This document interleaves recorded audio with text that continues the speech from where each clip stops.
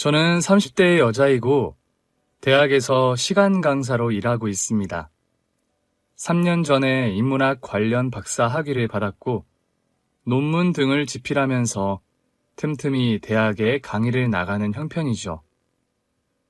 우리 문 박사님 들어오시네. 오늘 강의는 잘했어? 엄마도 참, 딸내미한테 매번 박사님이 뭐예요. 박사를 박사라 부르지 그럼 학사라 부르랴? 엄마, 내가 학위 받은 게 그렇게 좋으세요? 좋다마다. 우리 박사님 딸이 엄마 인생 최고의 자랑인걸. 저희 식구는 엄마와 저, 달랑 2명입니다. 아빠도 안 계시고 다른 형제 자매도 없거든요. 엄마는 제가 어려서 홀몸이 되셨고 그 이후로 30년 넘게 저를 혼자 몸으로 억척스럽게 키워내셨습니다. 딱히 자랑할 거 없이 공부 하나는 제법 잘하던 제가 학위를 받고 시간 강의하는 걸 무척 자랑스러워 하시는 엄마세요. 엄마, 제가 빨리 교수 임용이 돼야 할 텐데 그래야 우리 엄마 호강시켜드리는데 걱정이네요. 지금도 엄마는 차고 넘치게 호강 중이다. 그리고 시간 강사도 교수님이나 매한가지지, 안 그래? 제가 뭘 하든 응원해 주시고 기특해 하시는 고마운 엄마십니다. 저를 키우느라 헌신하신 엄마의 희생을 알기에 저는 자라면서 웬만하면 엄마 뜻을 거스르지 않으려고 노력하며 살아왔어요. 그런데 최근 엄마를 아주 속상하게 만드는 사건을 벌이고 말았죠. 뭐? 혼전 임신? 지희 너 그게 정말이야? 엄마, 죄송해요. 저나 그 사람이나 예기치 못했던 일이라 많이 당황스러운데 고민하다가 그래도 아기는 낳기로 했어요. 마음에도 없는 사람이랑 임신 때문에 결혼한다는 거야? 엄마, 설마요. 아무리 임신했어도 그런 이유로 결혼하지는 않아요. 결혼 전제로 사귀는 남자까지 있었으면서 엄마에게 이런 방구 말도 안 했니? 엄마가 괜히 걱정하실까 봐서요. 그리고 엄마 아시다시피 저 교수 임용 될 때까지는 결혼이나 출산 제 예정에 없던 일이고요. 너 써야 할 논문들이 산더미인데 임신하고 결혼해서 어쩌려고 그래? 다행히 그 사람 집안이 학자 집안이라 공부하는 며느리 들어오는 거 안 싫어하는 분위기예요. 학자 집안이라니 뭐하는 집안 아들내미길래? 시어머니 되실 분이 대학 총장님이고 예비 시아버지도 땡땡대학 영문과 명예교수님이세요. 그 사람도 지금 학위 받아서 교수 임용 코앞이고요. 네 말 들으니 한시름은 놓이다만 너도 똑같이 박사고 교수 될 사람인데 임신 때문에 발목 잡히는 거 아닌가 걱정이구나. 엄마, 그건 걱정 마세요. 그 사람이 안 그래도 제가 그 걱정하니까 육아도 살림도 제가 공부하는 일에 방해 안 되고 열심히 본인도 돕겠대요. 남자들 약속이 결혼 후에도 잘 실행이 되면 좋으려만 안 그런 경우들이 많으니 걱정이지. 그 사람 한 입 가지고 두말하는 성정은 아니에요. 그래, 우리 지희가 똑똑한 아이인데 신랑감도 어련히 잘 골라 쓰려고. 엄마는 우리 문 박사님 안목을 믿는다. 엄마도 참. 그런데 엄마, 정말 죄송해요. 결혼도 전에 애 가져서 엄마 체면 떨어지게 만들어서요. 아니, 그런 일로 왜 울고 그러니? 네가 미혼모 될 것도 아니고 날 받아두고 애가 들어섰다고 사람들에게는 그리 설명하면 그뿐일 일이다. 엄마, 저한테 실망 안 하셨어요? 엄마가 너에게 실망을 왜 하니? 달리 생각하니 되려 다행이다. 난 우리 딸이 좋은 나이에 너무 연구실에 틀어박혀 공부만 하며 청춘이 다 지나간다고 생각했는데 연애도 하고 남들처럼 엄마도 된다는데 반갑고 기쁜 일 같다. 엄마한테 엄청 야단 맞을 각오했는데 엄마 실망시키는 일 없이 엄마 저 시집가서도 정말 잘 살게요. 그럼 우리 지희가 누구 딸인데 당연히 잘 살아야지. 엄마는 혼전 임신을 한 저에게 타박이나 꾸중 대신 그런 말씀을 해주시는 분이었습니다. 저는 더 죄송한 마음이 들어서 결혼해서 남들 보란 듯이 잘 살아야겠다.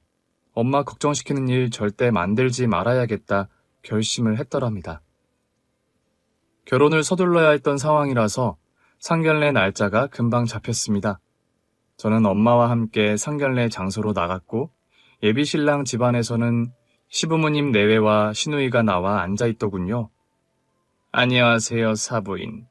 안녕하십니까, 사부인. 그런데요, 저와 엄마를 첫 대면하는 예비시어머니의 표정이 뭔가 탐탁지 않은 겁니다. 뭐라고 정확히 설명할 순 없지만 묘하게 저와 엄마를 깔보는 듯한 표정이 안색에 읽혀서 식사를 하는 내내 은근히 불쾌한 기분이 드는 게 사실이었죠. 형식적인 덕담이 오간 후에 결국 가시돋친 말을 내뱉는 예비 시어머니였습니다. 사부인, 아시다시피요. 저희 집안이 학자 집안입니다. 지희가 박사학위 소지자라는 건 저희 집안에 어울린다 생각합니다만 지희 아버님은 뭐 하시는 분이었나요? 네? 우리 딸아이 아빠 말입니까? 우리 아들내미에게 듣기로는 오래전에 돌아가셨다고 들었는데 그래도 뭐 하시던 분인지는 알아야 할 것 같아서요. 아, 지희 아버지요? 그게 좀... 아빠 이야기가 나오자 당황한 기색을 보이시며 말끝을 흐리는 엄마셨습니다. 저희 집안이 대단한 부자는 아니어도 그래도 명색이 3대가 학자 집안입니다. 석학들이 이렇게 대를 이어 나오기가 쉬운 일은 아니지요. 네, 집안분들이 뛰어난 교수님들이 많으시다고요. 네, 그러다 보니까요. 아무리 혼전 임신이라지만 근본도 모르는 며느리를 드릴 수는 없어서요. 엄마, 지금 그게 무슨 말씀이세요? 지희가 왜 근본이 없어요? 제 남자친구가 나서서 언성을 높이며 예비 시어머니에게 한마디 하더군요. 그렇다고 제 남자친구의 그런 저지가 예비 시어머니의 돌직구를 막지는 못했습니다. 넌 좀 가만히 있어라. 상견례 자리에서는 원래 어른들끼리 주고받는 말들이 있는 법이야. 그래, 영석이 넌 좀 가만히 있어. 시아버지까지 나서서 탐탁지 않은 눈빛으로 저를 보면서 남자친구를 만류하는 겁니다. 저는 순간 며느리로서 환영받지 못하는 제 처지를 피부로 느꼈고 임신했다는 이유로 이런 결혼을 해야 하나 하는 회의감마저 느껴질 지경이었죠. 무엇보다 저희 아버지 신상을 캐물으면서 저희 엄마를 죄인 취급하는 그 거만한 태도가 불쾌하기 짝이 없더군요. 저기요, 미혼모로 지희 낳아서 고생하신 건 알겠는데요. 지희의 친아버님이 누군지는 알려주세요. 그런 말을 하면서 저희 엄마를 똑바로 쳐다보는 시어머니였습니다. 그러세요? 그렇게 우리 지희 친아버지가 궁금하시다니 알려는 드려야겠습니다. 엄마는 수저를 내려놓으시고 당장 어디론가 전화를 한 통 하시더군요. 그리고 30분이 채 안 되어서 한 노신사가 상견례장 안으로 등장했습니다. 그리고 그 노신사의 등장에 상견례장은 아주 발칵 뒤집어지고 말았습니다. 노신사가 대체 누구였길래 그런 상황이 벌어졌냐고요? 네, 그 노신사는 바로 저의 친할아버지, 그러니까 아버지의 아버지였습니다. 안녕하십니까. 여기 문지양 할아비 되는 문철용이라고 합니다. 문철용 이사장님 아니십니까? 안녕하시오, 전말숙 총장님. 아니, 문철용 이사장님께서 우리 예비 며느리 친할아버지란 말씀이세요? 그렇소. 우리 손녀딸이 전 총장 며느리가 된다는 말은 미리 들어 알고는 있었는데 괜히 부담을 줄까 봐서 오늘 이 자리에는 내가 참석하지 않았습니다. 이사장님이 어서 들어오십시오. 여기 자리가 상석이니 이리 앉으시고요. 시아버지까지 자리에서 벌떡 일어나더니 쩔쩔매며 어쩔 줄 모르는 모습을 보이는 겁니다. 시어머니께서는 식은땀까지 흘리면서 본인의 거만했던 태도를 후회하는 게 한눈에 보이더군요. 아니, 그럼 문 총장님 아드님이 지희 친아버지였단 말씀이세요? 저는 그런 줄도 까맣게 모르고 실례를 범했습니다. 아닙니다. 모르시면 그럴 수도 있죠. 그리고 제가 젊어서 지희 아버지와 이혼하다 보니까 지희 할아버지께서 오늘 이 상견례 자리에 오시는 걸 고민하다 마다하신 겁니다. 아니, 그래도 다른 것도 아니고 제가 총장으로 몸담고 있는 대학의 재단 이사장님이 저희 예비며느리 할아버님이었다니요. 쩔쩔매면서 저희 엄마 손을 잡고 사죄를 구하는 예비 시어머니였습니다. 사부인, 제가 이런 배경도 전혀 모르고 친아버지 운운하면서 실례를 범했습니다. 제 무례를 부디 용서해 주십시오. 저 역시 사죄드립니다. 저희가 명생이 학자 집안이다 보니 며느리감 집안 배경에 예민할 수밖에 없었습니다. 결례를 범해서 너무 죄송합니다. 아닙니다. 여자 한 명이 잘못 들어오면 3대가 망한다는데 조심 또 조심해야 한다는 강박이 있으셨을 겁니다. 아들 가진 입장에서 그러실 수 있다 생각해요. 시어머니와 시부모님은 몇 번이나 고개를 조아리고 사과를 하는데 실소가 나올 뻔한 것을 겨우 참았습니다. 이런 오해가 불거질까봐 안 그래도 제가 오늘 자리에 참석을 해야지 했는데 제 불찰이네요. 아닙니다, 이사장님. 그런 가정사가 있으시면 당연히 그러실 수 있죠. 아차, 내가 가정사 운운하면서 또 말실수를 했나요? 저희 집사람이 평소에 말실수 같은 걸 일절 안 하는 사람인데 오늘 자리가 아무래도 긴장이 되다 보니까 자꾸 실언을 하는 것 같네요. 저희 할아버지와 엄마 눈치를 보며 쩔쩔매는 시부모님 내외였습니다. 엄마와 제가 둘이 있을 때는 그렇게 깔보는 눈초리로 저희 모녀를 탐색하던 사람들이 갑자기 할아버지의 등장에 저자세로 나오는 게 우습기 짝이 없어 보이는 게 사실이었습니다. 집안 배경이며 뒷배라는 게 뭐길래 사람을 저런 조건으로 재단하고 한순간에 태도가 바뀌는 걸까 싶은 생각이 들면서 씁쓸한 기분이 드는 게 솔직한 심정이었습니다. 재단 이사장인 든든한 배경의 친아버지를 두고서 왜 그런 사실을 꽁꽁 숨기고 상견례장에 나왔냐고요? 그런 의문을 가진 분들이 있으실 걸로 압니다. 처음부터 집안 배경을 오픈했더라면 엄마와 제가 상견례 자리에서 그런 모멸을 당할 필요도 없었을 테니까요. 사실은 저희 집 가정사가 좀 복잡한 과거사를 지니고 있습니다. 엄마 말씀처럼 아주 옛날에 엄마 아빠는 이혼을 하셨던 전력이 있거든요. 두 분이 사이가 안 좋아서 이혼을 했느냐? 그건 또 아니었다고 합니다. 이쯤에서 저희 엄마 아빠의 과거 이야기를 좀 말씀드려야 할 것 같네요. 저희 엄마와 아빠는 서로 무척 사랑하는 사이였는데 집안의 반대가 무척 극심해서 결혼에 이르는 과정이 순탄치 않았다고 합니다. 뭐? 식당에서 야채 가게 하는 집안 딸내미랑 결혼을 해? 아버지, 야채 가게가 뭐 도둑질도 아닌데 그렇게 역종을 내세요. 야, 이 녀석아. 우리 집안이 어떤 집안인데 야채 장수 딸내미를 며느리로 들여? 거기다 편모스라라니. 선훈이가 여태 공부만 해서 세상 돌아가는 이치를 몰라 그러지. 너 그런 처지는 집안의 여자를 마누라로 들였다가 평생 코 꿰이고 후회한다. 어머니, 아버지, 저는 두 분 말씀에 절대 동의할 수 없습니다. 정혜는 제가 세상에서 제일 사랑하는 여자고 정혜 아니면 저 결혼 같은 거 안 하고 차라리 총각 귀신으로 늙어 죽겠어요.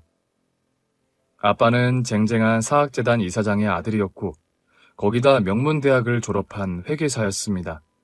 엄마는 당시 아빠가 일하시는 회계법인의 말단 경리로 편모스라의 가난한 집안 딸내미였죠. 저희 외할머니께서요.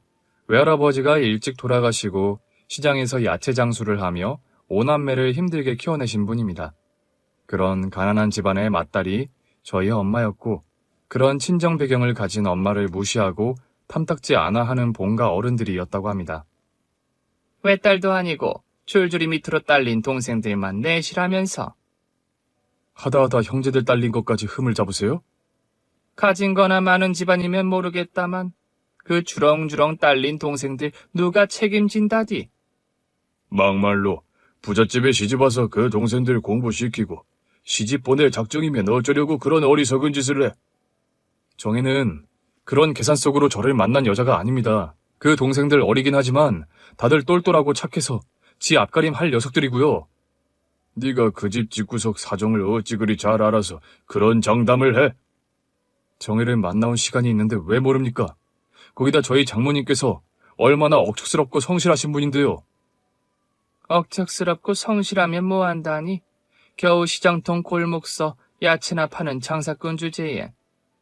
어머니, 아버지, 사람 위에 사람 없고 사람 아래에 사람 없다 했어요. 왜 자꾸 정의 한 명 사람 자체를 보지 않고 그 사람 집안 배경에 집착하세요? 네가 그냥 만나는 여자도 아니고 수준 차이가 하늘과 땅인 여자를 마누라로 들인다니 하는 소리 아니니? 내 눈에 흐리기 들어가기 전까지 이 결혼은 안 되니까 그런 줄 알아. 과거에 엄마 아빠는 그렇게 본가 어른들의 극심한 반대로 한 차례 이별을 택했다고 합니다. 그때 엄마와 헤어진 충격으로 아빠는 속세의 모든 것을 내던지고 충동적으로 출가를 선언하고 집을 나가버리셨다고 합니다. 석 달 넘게 깊은 산중에 사찰에서 스님이 되는 과정을 밟던 아빠를 찾아간 할머니와 할아버지셨다고 합니다. 너 이 녀석 끝까지 이럴 작정이냐? 제 뜻은 이제 변함없다고 말씀드렸습니다. 꾸얀 녀석 같으니라고? 그깟 여자 하나 때문에 사내 자식이 집안이고 직업이고 다 뱅개치고 절에를 들어와? 그 사람 없는 인생이 저에게는 아무 의미가 없다고 수차례 말씀드렸습니다. 두 분 이제 그만 돌아가 주세요. 그 여자와 결혼 허락하면 그러면 돌아올 테냐? 결국 아빠의 완강한 고집과 엄마에 대한 애끓는 사랑이 할머니와 할아버지의 반대를 이겼다고 하네요. 우여곡절 끝에 결혼에 꼴이 난 엄마 아빠였지만 시댁 어른들의 반대를 무릅쓰고 시작한 시집살이가 결코 녹록지 않은 엄마였습니다. 숟가락 하나를 놔도 너는 어째 이리 품격이 없니? 네? 수저 받침 그릇 색깔에 맞춰 놓는 법도 몰라? 하긴 그런 궁색한 살림의 수저 받침 같은 걸 써보기나 했을라고. 수저 받침 같은 사소한 것에까지 못 사는 친정 운운하며 엄마를 무시하는 할머니셨다고 합니다. 집안에서 친척 어른들이 오거나 지인들이 방문해서 가족 식사라도 할라 치면 가정부 아주머니와 동급 취급을 받는 엄마셨다고 합니다. 예, 여기 반찬 떨어진 거 다시 가져오고 다과상 준비하거라. 여사님, 듣자하니 이댁 며느님 같던데 며느님도 식사하셔야죠. 저희는 우리 식사 챙기고 나중에 가정부 아줌마랑 같이 먹으면 되니 신경 쓰지 마세요, 사모님. 지인이 방문을 하든 가족 중에 누가 방문을 하든 그들과 겸상이나 나란히 마주 앉아 차 한잔 마시는 일을 허락하지 않는 할머니와 할아버지셨다고 합니다. 혜미야, 식구들 속옷, 빨래는 앞으로 네가 손빨래로 다 해라. 아버님, 어머님, 아가씨 것까지 속옷을요? 그래, 왜 불만이니? 아니요, 그게 아니라 속옷 빨래라는 게 좀... 나도 시집와서 10년을 시어른들의 시누이 속옷 빨래 손으로 다 했어. 그때는 어디 속옷뿐이냐? 세탁기가 제대로 없어서 겉옷도 죄다 손으로 빨았지. 사모님, 손빨래는 제가 하면 되니까 작은 사모님은 두세요. 그런 허드렛일까지 작은 사모님 시키시면 제가 작은 사모님 낯을 볼 면목이 없어요. 되려 당시 본가에서 일하던 가정부 아주머니가 엄마 눈치가 보여서 그렇게 말을 하면 지금 어느 앞에서 오지랖이야? 속옷 빨래는 남에게 맡기기 남사스러워 불어 며느리 시키는 건데? 네, 몰랐습니다, 사모님. 죄송해요. 그런 인간 이하의 취급이 계속되었고 엄마는 결혼 2년차가 되던 해에 아빠에게 이혼을 선언하고 본가를 도망치듯 나와 버리셨다는 겁니다. 여보, 나 더 이상은 이런 식으로 못 살겠어요. 차라리 우리 나가서 분가를 해서 살자. 그럼 되잖아. 분가를 허락하실까? 분가했다 한들 평생 안 보고 살 수도 없는 노릇이고요. 내가 부모님과 절연하기를 원해? 그럼 이혼하자는 소리 안 할 거야? 나 때문에 부모님과 절연까지 하면서 살려고 하지 말아요. 당신과 나의 남은 결혼 생활이 앞으로 과연 어떨까 많이 생각해 봤어요. 당신 왜 그렇게 우리 미래에 관해서 부정적으로만 생각하는 거야? 당신이 아무리 아버님 소유재단 사업과 상관없는 일을 한다지만 결국 법인 만들고 당신 사무소 차리려면 아버님 어머님 도움 없이 불가능하잖아요. 그깟 법인 사무소 안 만들면 돼. 그냥 월급쟁이 회계사로 살아도 당신과 나 충분히 먹고 산다고. 결국 그렇게 살았을 때 후에 가서 당신이 나 원망 안 할 수 있을까요? 거기다 나 시집와서 두 해가 바뀌는 동안 어버이날이고 우리 엄마 생신이고 명절날 모두 친정걸음 한 번도 못했어요. 내가 부모님 설득한다잖아. 안 되면 절연해서 살겠다니까? 나 생각해주는 마음은 알겠어요. 근데 억지 그만 부려요, 당신도. 우리 그냥 차라리 우리 사이에 애가 없을 때 갈라서는 게 당신과 내 미래를 위해서 좋을 것 같아요. 엄마는 그렇게 이혼을 선언하고 친정으로 도망치듯 와버렸습니다. 아빠가 그 후로 몇 번이나 찾아와 엄마를 설득했지만 엄마의 결심은 흔들리지 않았다고 합니다. 아빠는 상심에 빠져서 본가에서 생활하고 엄마는 오랜만에 친정에서 좀 쉬면서 할 일을 알아보던 중 예기치 않게 저를 가졌다 사실을 알게 되셨다는 겁니다. 임신입니다. 16주차에 접어들었으니까 안정을 취하면서 컨디션을 잘 지켜보기로 하죠.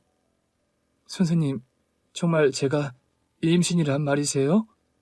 여기 아기 집 보이시죠? 착상도 잘 되었고 현재로선 아무 문제 없어 보이네요. 그래도 조산이고 아직 완벽한 안정기에 접어든 건 아니니까 조심하시고요. 엄마는 임신이라는 날벼락과 같은 선고를 듣고 다시 고민에 빠지셨다고 합니다. 엄마는 절친한 친구 영미 이모에게 이와 같은 사실을 털어놓으셨더랍니다. 영미야, 나 이혼하겠다고 선언하고 나왔는데 임신이란다. 뭐라고? 확실한 거야? 엊그제 산부인과 가서 진단 받았어. 임신 16주 차래. 예, 너는 그럼 애 가진 것도 모르고 시댁을 뛰쳐나왔다는 말이니? 임신한 거 알았으면 그런 선택은 안 했겠지. 나 그런데 어쩌니? 시댁 어른들이고 남편한테 다신 안 돌아간다고 선언하고 나왔는데. 네 입장이 난처는 하겠다만 이왕 이렇게 된 거 어쩌니? 말이야 주워 담으면 그만 아니야? 너 우리 시부모님 성격 누구보다 잘 알잖니. 이혼하겠다 큰 소리치고 나와놓고 임신했다고 다시 들어가면 그 시집살이 다시 안 봐도 뻔하다. 설마 너 애 가졌다는데 여태 해온 것처럼 너한테 그러실까? 네가 우리 시부모님들을 아직 잘 몰라 그래. 내가 임신했다고 해서 별달리 변화할 사람들은 아니야. 그럼 너 임신했다고 해서 그 이후로 그냥 시댁에 들어가는 것도 좋은 방법은 아닌 것 같다. 시댁에 다시 들어가 살 생각은 없어. 내가 지금 고민되는 건 남편과의 이혼이야. 막상 애 가졌다는 소리 들으니까 이혼이 정답은 아닌 것 같아서. 그걸 말이라고 하니? 솔직히 너랑 네 남편 사이에 별다른 문제가 있었던 건 아니잖니. 늘 너희 시부모님이 문제였지. 아무래도 그 사람에게 말해야 하겠지? 임신했다고? 당연한 거 아니야? 아이 아빠가 아이 존재를 모르는 게 말이 되니? 이참에 분가를 해서 나와 살건 아니면 갈라서건 간에 네가 임신한 건 밝혀야지. 그걸 숨기는 건 도리가 아니다 얘. 엄마는 고민하다가 아빠에게 저를 임신한 사실을 고백하려고 했다고 합니다. 그런데 바로 그 즈음에 아주 황당한 소식이 엄마 귀에 들어왔다고 합니다. 예, 청혜야. 너 요즘 시댁에서 나와서 친정에 산 지 오래됐다며? 그렇긴 한데 그런 소문이 벌써 났다는 거야? 원래 소문이라는 게 그렇잖니. 당사자 입장에서 별로 반갑지 않은 소문이 빨리 퍼지는 거. 그런 소문 퍼졌다는 거 말해주려고 찾아온 거야? 아니, 내가 너한테 전해줄 소식은 따로 있어, 정혜야. 무슨 소식인데 그러니? 너 시댁에서 나와서 남편과 별거 중인 거잖아. 맞지? 그래, 맞아. 그런데 왜 자꾸 그런 걸 캐물어? 아니, 다름이 아니라 우리 친척 고모가 강남 바닥서 실은 꽤 유명한 뚜쟁이야. 그런데? 올 고모 집 며칠 전에 놀러 갔다가 내가 하도 충격적인 소식을 들어서 그런다. 무슨 소식이길래 그래? 너희 시댁이 땡땡재단 이사장 가문 맞지? 너희 시아버지랑 시할아버지가 대를 이어서 거기 사학재단 이사장 지내시고. 그래, 맞아. 듣자하니 너희 시어머니가 벌써 다른 며느리감을 몰색 중이래. 뭐라고? 벌써 너희 남편 말이야. 울 고모가 소개해주는 처자들을 서너시나 만났단다.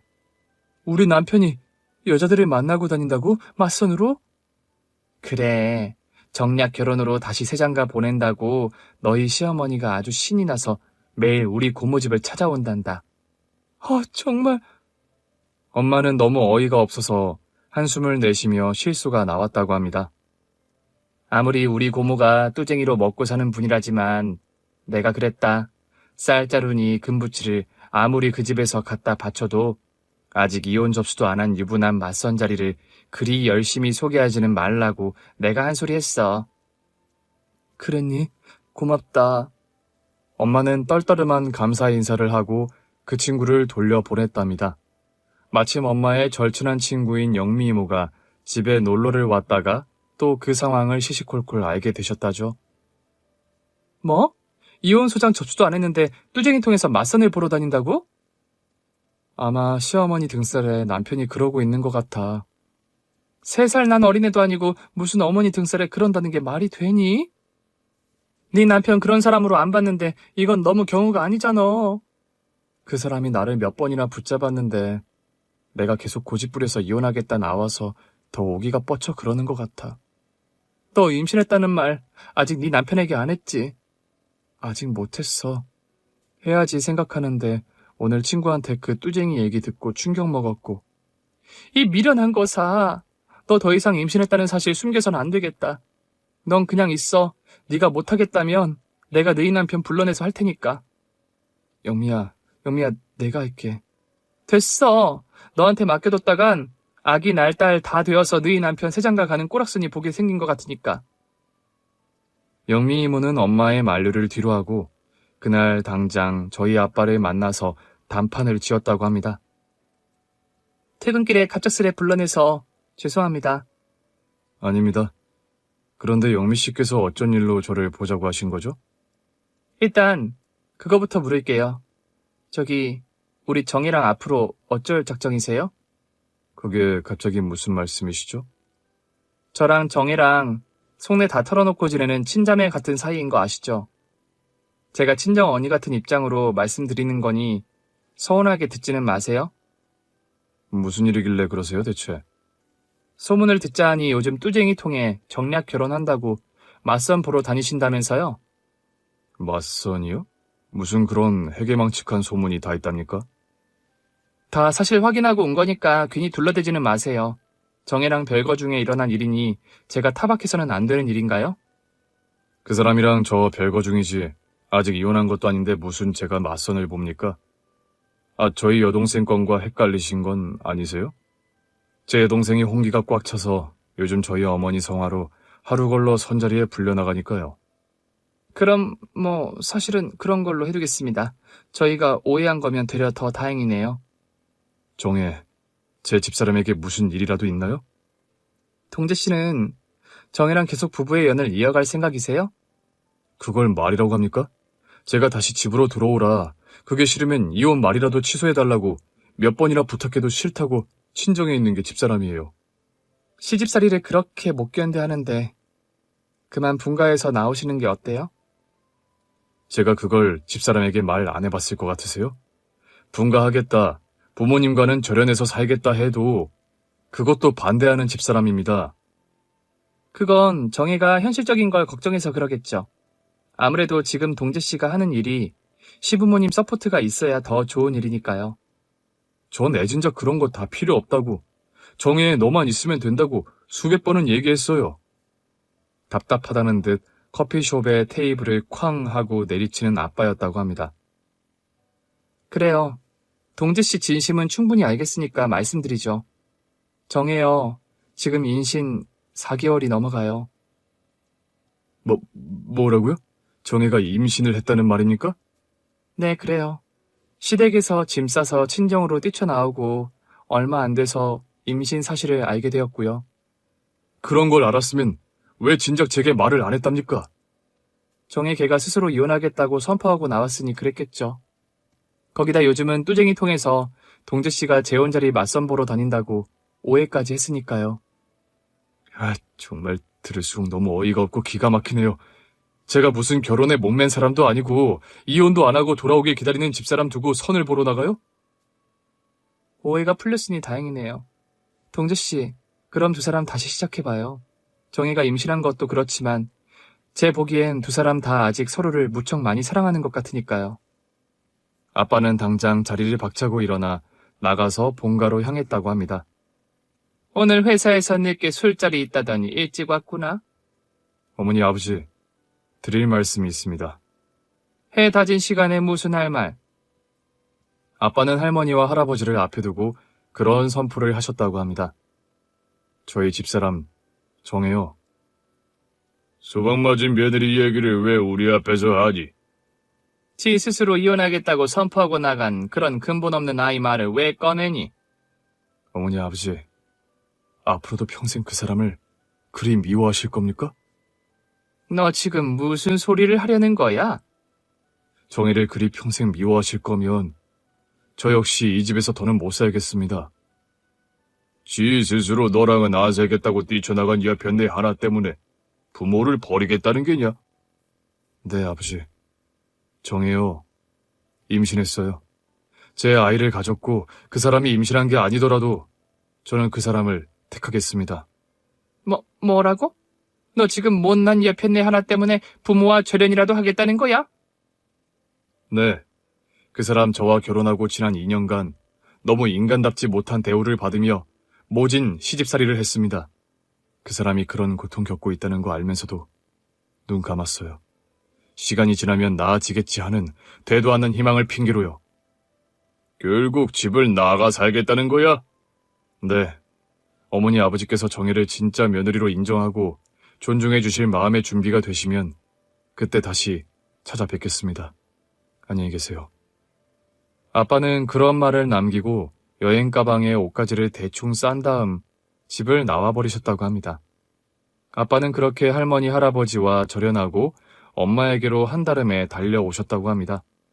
그런데 그날 엄마와 아빠의 만남은 이루어지지 못했습니다. 엄마를 보기 위해 외가댁으로 오시던 아빠는 그날 밤 교통사고를 당해 명을 달리하시고 말았기 때문이죠. 거기 문동재씨 보호자분 되십니까? 네, 제가 그 사람 아내인데 무슨 일이시죠? 문동재씨가 교통사고로 응급실에 실려오셨어요. 당장 병원으로 오셔야겠습니다. 엄마는 후들거리는 다리를 겨우 붙들고 병원 응급실로 달려갔습니다. 그곳에서 엄마는 아주 오랜만에 아빠를 다시 재회했는데 그때 이미 아빠는 숨을 거둔 상태였던 겁니다. 여보, 정신 차려봐요, 여보. 곧이어 할머니와 할아버지도 병원 응급실로 아빠를 보러 달려오셨다지요. 이게 대체 어떻게 된 일이야? 동재야, 얼른 눈 좀 떠봐라, 어? 죄송합니다. 병원에 도착하셨을 때 이미 문동재 환자분께서는 이미 심정지 상태였습니다. 우리 아들이 명을 달리했다는 말입니까? 병원 측에서 할 수 있는 모든 조치를 다했지만 5월 모일 모 15분 문동재 환자분 교통사고로 인한 뇌손상과 심정지로 사망하셨습니다. 슬픔과 황망함 속에 아빠의 장례식이 치러졌다고 합니다. 너를 보러 간다고. 그날 우리 동재가 우리와 절연까지 선언하고 집을 나갔다. 결국 정혜 네가 우리 동재를 잡아먹었구나. 잡아먹었어. 너만 얌전히 집에 붙어 있었더라도. 아님 우리 착한 동재가 다시 돌아와 달라고 너에게 애걸복걸할 때 그 말만 들었더라도 우리 동재가 잘못되는 일은 없었어. 멀쩡한 아들 잡아먹는 너 같은 며느리, 우린 다시 보기 싫으니 우리 눈앞에 나타날 생각 마라. 아빠 장례식이 끝나고 그런 모진 말을 하면서 엄마를 내쫓은 할머니와 할아버지였습니다. 제가 태어나고 나서도 집안에 운전기사를 시켜서 돈봉투를 전해줬을 뿐 저를 보러 오지도 않은 할머니, 할아버지셨다고 합니다. 저는 그렇다 보니까 어려서는 아빠도 할머니, 할아버지도 아예 안 계신 분들인 줄 알았죠. 아빠야 제가 태어나기도 전에 돌아가신 게 맞았지만 할머니, 할아버지는 살아 계시면서도 제가 7살이 될 때까지 한 번도 얼굴을 본 적 없었습니다. 그러던 어느 날, 제가 초등학교 입학을 앞둔 어느 날이었습니다. 집 안으로 삐까뻔쩍한 외제차 한 대가 서 있길래 어린 마음에 누구지 싶어 차 안을 기웃거렸죠. 차 안에서 할아버지가 나오시더니 네가 지인이? 네, 제가 문 지인데 할아버지는 누구세요? 나는 지인이 할아버지 되는 사람이다. 할아버지요? 저한테 할아버지는 안 계신 줄 알았는데.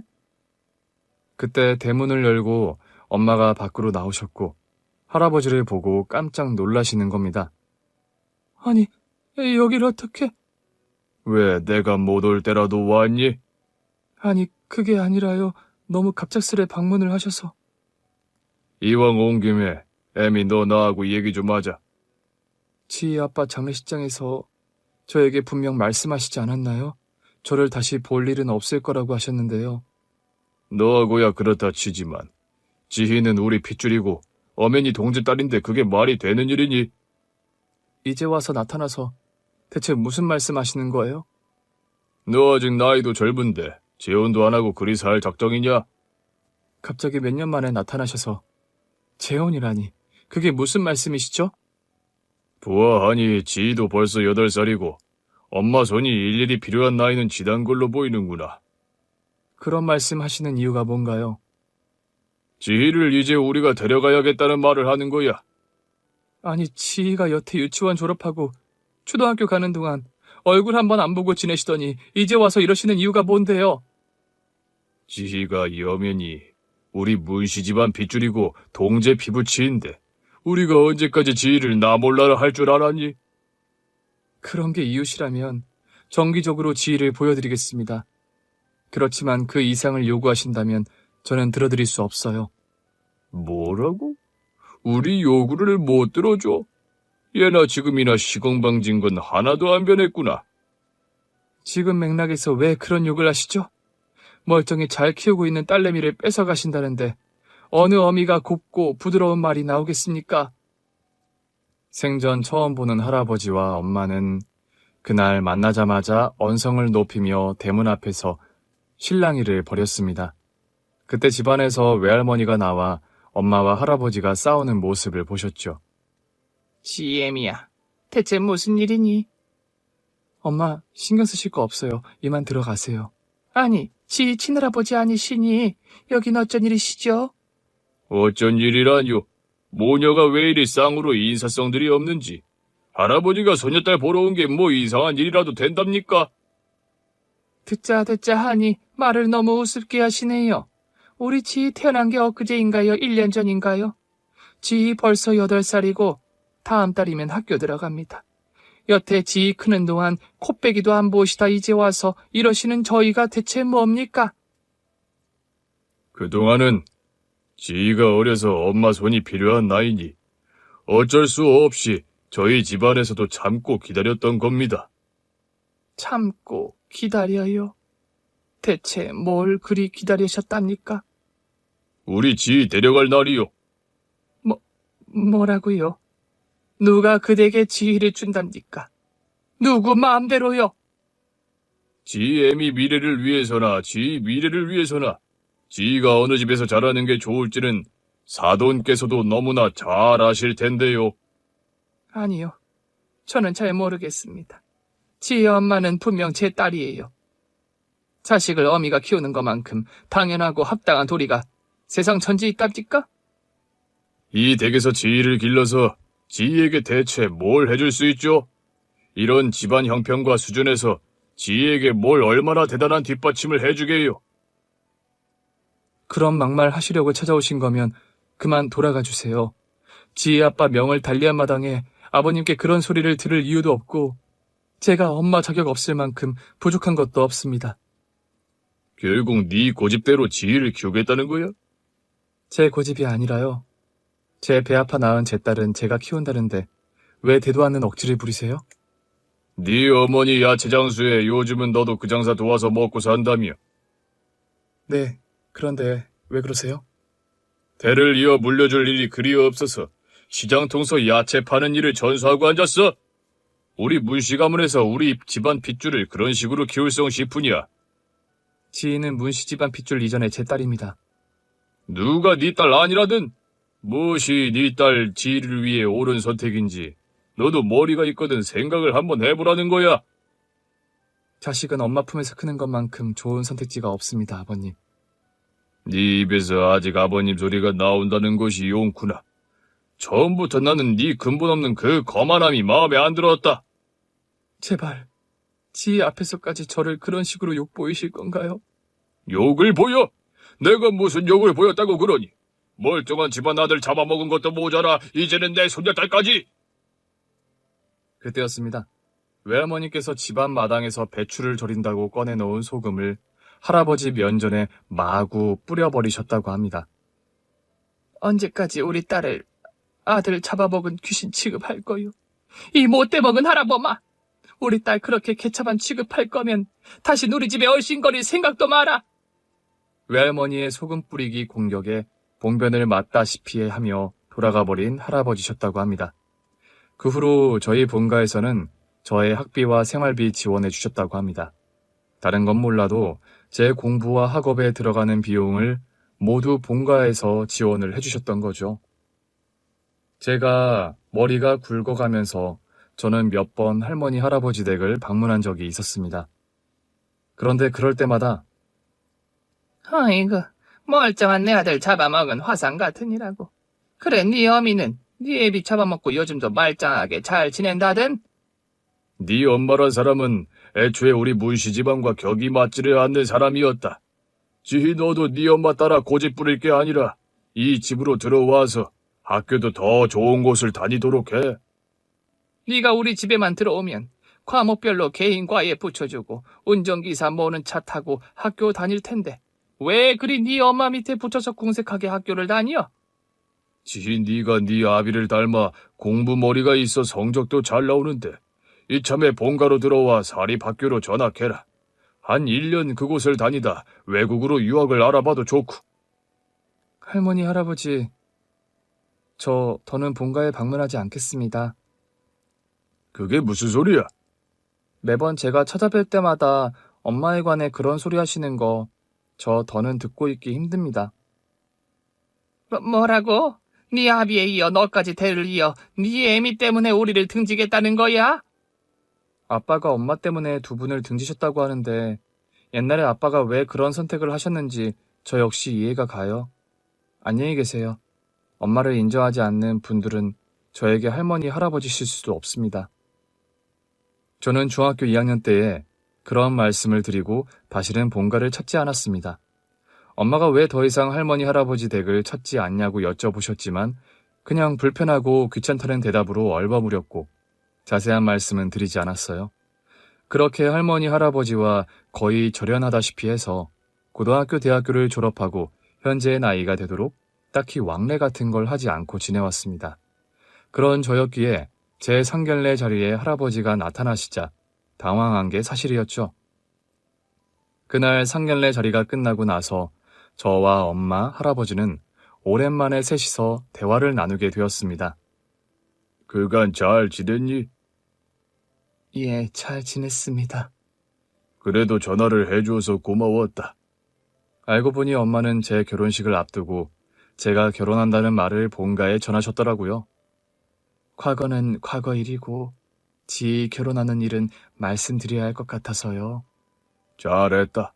안 그래도 나 역시 더 늦기 전에 애미 너를 찾아 미안하다는 말을 하고 싶었어. 갑자기 그런 말을 하시면서 무릎을 꿇고 엄마 손을 잡는 할아버지셨습니다. 세월이 흐르면서 생각하고 돌이켜보니 너와 동재 결혼 반대한 일이 살면서 가장 후회되는 일이더구나. 아버님, 왜 갑자기 그런 말씀을 하세요? 그간 너와 지희와 따로 왕래는 안 하고 지냈지만 너희 모녀 사는 소식은 사람을 시켜서라도 다 들어서 알고 있었다. 저와 엄마는 그 말씀을 듣고 깜짝 놀란 게 사실이었죠. 우리가 둘째 아들이 있어 둘째 며느리도 봤지만 그 아이는 갖출 거 다 갖춘 집안의 며느리였어도 네 시동생이 암에 걸리자마자 바람이 나서 도망가 버렸다. 작은 아주버님이 그런 일을 당하셨다고요? 그래. 그런데 너는 지희를 키우며 그 흔한 주문 한 번 없이 홀몸으로 재혼도 하지 않고 지희를 키워왔다는 걸 나도 네 시어머니도 다 알고 있었어. 그건 제 인연이 지희 아빠 한 사람이었기 때문입니다. 네가 말은 그렇게 하겠지만 어디 여자 홀몸으로 아이를 키우는 게 쉬운 일이냐? 네가 우리 집에서 딱히 재산 한 푼 받은 것도 아니었는데. 애초에 재산이나 조건 같은 거 보고 지희 아빠와 결혼한 게 아니었습니다. 그러게 말이다. 지혜미 너의 진심을 이렇게 많은 시간이 지나서야 알게 되었다니 그게 비극이다. 부디 지난 시간 나와 네 어머니의 모자람과 과오를 용서해다오. 그런 말을 하면서 엄마와 제 손을 꼭 잡고 눈물을 흘리는 할아버지셨습니다. 할아버지네 얘기를 듣고 보니 작은아버지가 결혼한 여자가 명문가의 돈도 많은 집딸이었는데 아주 별로인 사람이었다 하더군요. 신혼 초부터 춤 배우러 다닌다, 허구한 날 쇼핑 다닌다 하며 집에 붙어있는 날이 없던 가정에 충실하지 못한 여자였다고요. 작은아버지는 5년 전 암 투병을 하다 돌아가셨는데 작은아버지가 투병 중에 이혼 소송을 해서 할머니 할아버지가 큰 충격을 받으셨다고 합니다. 뒤늦게 저희 엄마의 아빠에 대한 진심과 사람됨을 알아보신 할머니 할아버지가 용서를 구하신 거였죠. 저도 두 분의 진심 어린 사과를 알아봤기에 본가와 왕래도 다시 시작하게 됐습니다.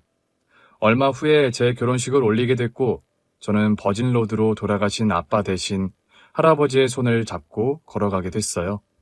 그 모습을 보며 엄마가 손수건으로 하염없이 눈시울을 훔치는 걸 저는 보고야 말았습니다.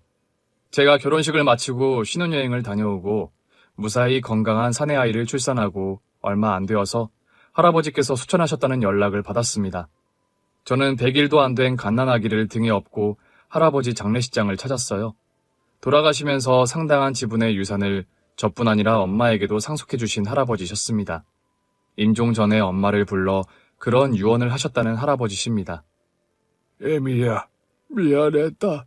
다음 생이라는 게 있다면 그때 다시 내 며느리로 태어나 주렴. 이번 생에 못다한 시애미 도리를 그때라도 다 해보려고 한다. 평생 우리 지희 잘 키워내느라 수고 많았다. 할아버지 장례식장에서 엄마는 아주 오랫동안 오열을 하셨습니다. 할아버지, 그곳에서 아빠와 만나 무슨 말씀을 나누셨나요? 한 번도 뵌 적 없는 아빠지만 늘 그립고 보고 싶다는 제 심정을 대신 전해주시겠어요?